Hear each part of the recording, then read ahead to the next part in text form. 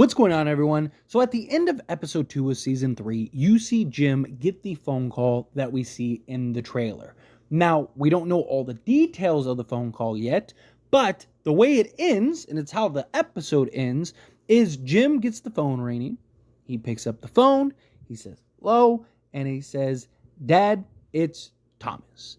Thomas, for those that don't know, is Jim's son that passed away. And it's been a kind of running story point dating back to season 1, right? That Jim and Tabitha both lost one of their sons, and it was kind of the cause for their would have been divorce had they not ended up landing in Fromville. And now you're seeing Jim talking to what appears to be his son. I think it's safe to say that it's probably not his son. Now, I don't want to completely rule it out because you never really know, especially with this.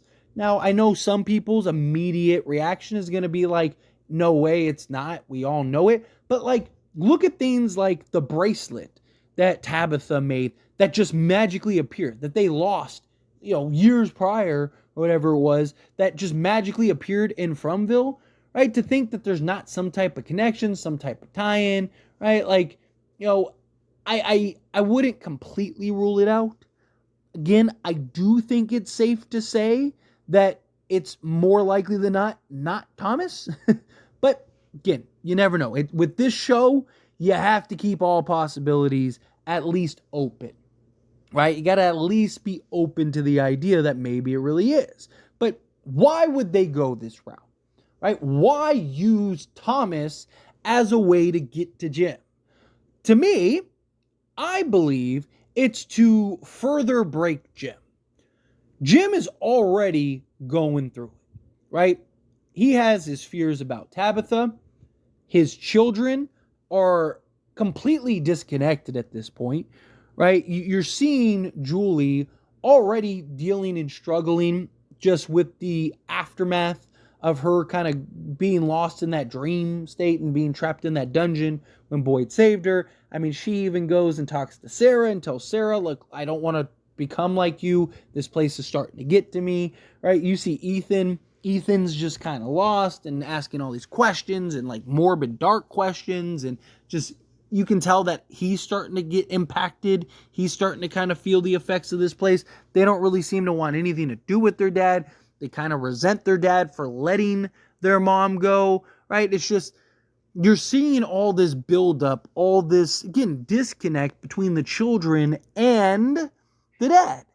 And so what better way to kind of continue to break down Jim than to make him believe that he's talking to his dead son, right? Now, I think it also ties into the family and child dynamic that you're really seeing with Jim right now and that story building. Now, I would hope that Jim doesn't just immediately buy into it and go, oh, man, it's him. But I imagine this place is going to really kind of put him through the ringer and kind of convince him that it really is. I think that, this place knows that there's going to be some reluctancy. But I do think that they'll make an attempt. And I wouldn't be surprised if this is one of many phone calls in which he talks to Thomas and, kind of has this breakdown and just kind of, because that was right before he got the phone call from Thomas. Him and Julie had this dialogue and this back and forth, and Julie basically relays like, you completely lost yourself. You and mom completely lost yourself when Thomas died, and I was 15 and I had the responsibility of taking care of Ethan, and I can't do that again. I won't do that again, right? You need to get your stuff together, right? She says another word, but try to keep it, friendly for YouTube.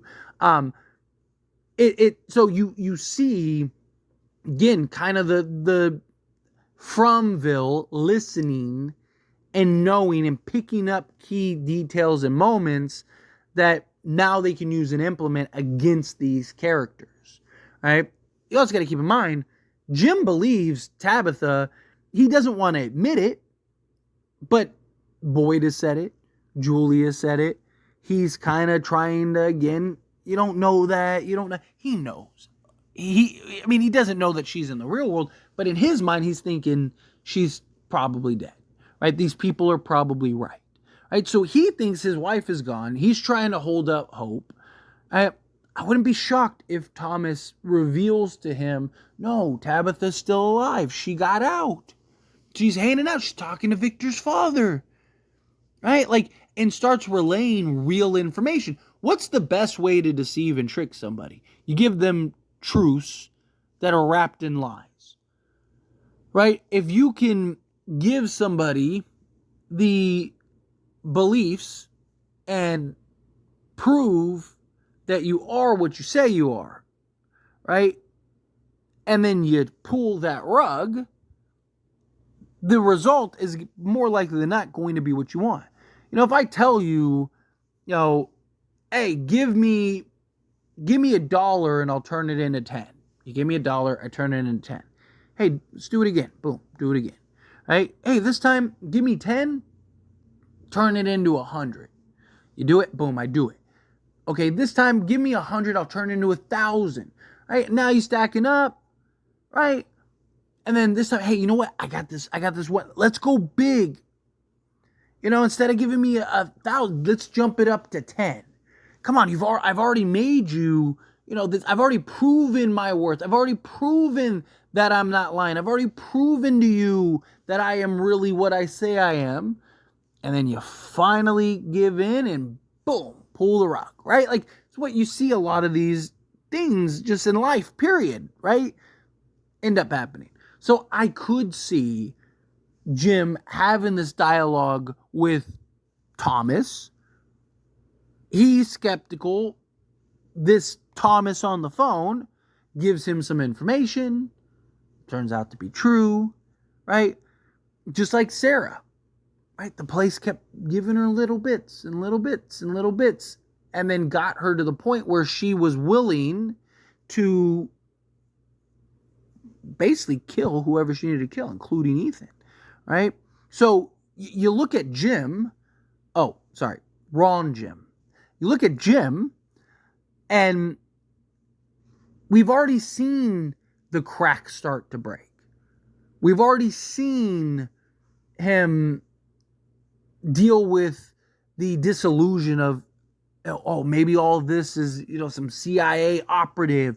Maybe this is all just, this has got to be rigged. This can't be real, right? Him building the tower, him doing that. We've already seen the cracks he's had with this place, and kind of the disillusions that he can kind of fall into, disillusions he can kind of dive into. And, now you have his hurt, his heartbreak, his concern for his children, his concern for his family, the idea and thought that, I've lost my wife. On top of losing my wife, I'm losing my children.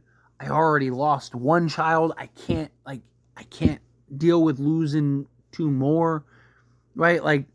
Be alone in this place. And then he just randomly gets a phone call from what appears to be his dead son. Again, nothing is deliberate here. Nothing is by accident here. Everything is deliberate. Right? I don't think it's a coincidence that they literally had a conversation about this very thing. And then moments later, Jim gets a phone call about Thomas. I don't think that is just happenstance. I think that is by design from Fromville. This entire place is designed to break you down physically, emotionally, and mentally. I think that they're going to kind of build up, the whoever he's talking to, which is very likely probably the voice from the CB radio, from season 1, right? Just now masquerading himself as Thomas. Kind of have, hey, remember that food source that you found? How do you know about that? I gave it to you. Oh, the town must know. Hey, tell you what, go here And you'll find this, whatever, right? Oh, wow, okay. Oh, wow, it really is here. Yeah, Tabitha's alive. No, she's not. Like, she's dead. She's got to be dead. No. Tabitha comes back. Oh, my gosh. Maybe it really is Thomas. Thomas really does know did know Tabitha, told me Tabitha was alive, and now she's back. Like, you can see how they could kind of set him up, and then just yoink, there goes the rug pull, and now you have this disillusion, and now all hope is lost for Jim. But we'll see. Anyway, as always, this is a discussion. I pass a question on you. Let me know your thoughts and opinions down in the comments below. What do you think? How do you feel? What are your thoughts? Do you think that it is possible? Again, I want to be clear. I don't believe that it's Thomas on that line, but with this show, I don't believe you can rule anything out. Right? Every time you think you know, yoink, right? Like, so just something to keep in mind. But do you think that it could be Thomas? Do you think no? This is just a way to break down Jim? Do you have another idea in theory on why, they would have Thomas of all people? I just think you kind of follow the breadcrumbs.